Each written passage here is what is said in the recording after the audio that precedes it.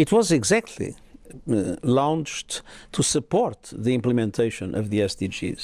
And obviously, any initiative aiming at overcoming that gap that exists is extremely welcome.